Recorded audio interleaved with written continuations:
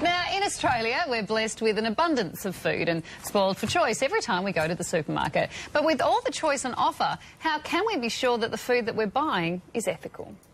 You might think that because there are tens of thousands of branded food products on the shelf at your local supermarket that you have a lot of choice as a consumer. But the reality is that most of those food brands are owned and produced by just a small number of companies. In fact, a new study shows that 10 of the biggest food producers collectively make $1.1 billion a day. 3 companies control 40% of the global cocoa market, and in 2010, one of them, Nestle, reported revenues larger than the GDPs of Guatemala and Yemen combined. The complex tangle of brand ownership can make it hard for us to keep track of who produces what and the ethical values behind each brand. Companies exist to increase their profits and reduce their costs. And when they reduce costs, they tend to take costs out of their supply chain. So such things as sustainable farming practices, fair wages, conditions for workers, they're the things that get sacrificed in that situation. It's something shoppers are worried about. 75% of Aussies don't feel they know enough about where food and drink products come from. And almost half say they would quit their favourite brands if they were found to be unethically produced.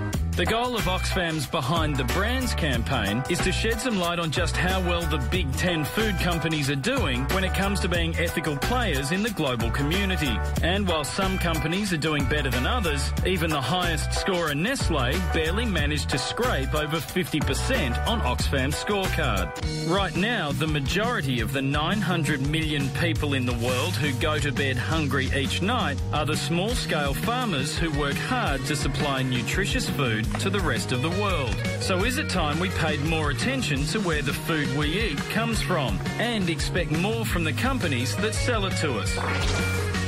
Helen Zoki is the Chief Executive of Oxfam. Helen, does naming and shaming these big companies actually encourage them to be more ethical? Well, what we're doing at Oxfam is not, in fact, naming and shaming. We're basically saying that consumers have an important role to play, and we know that the big companies listen to consumers. Consumers have a role to play to get onto social media and to join this campaign to say, be more transparent about how you produce food and drink. You looked at 10 big food producers for this study. What was the most disturbing thing that you found? The criteria that we looked at was actually a combination of environmental, land use and people issues, you know, how people are being paid, whether women are being paid the same. And I think the most disturbing thing was that the best result we got was about 56% in terms of a score.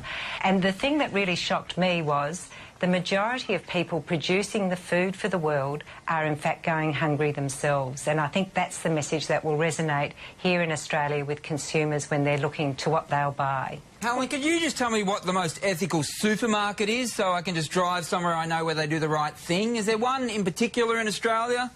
Well, that's a whole other issue, Dave, and that might need another study.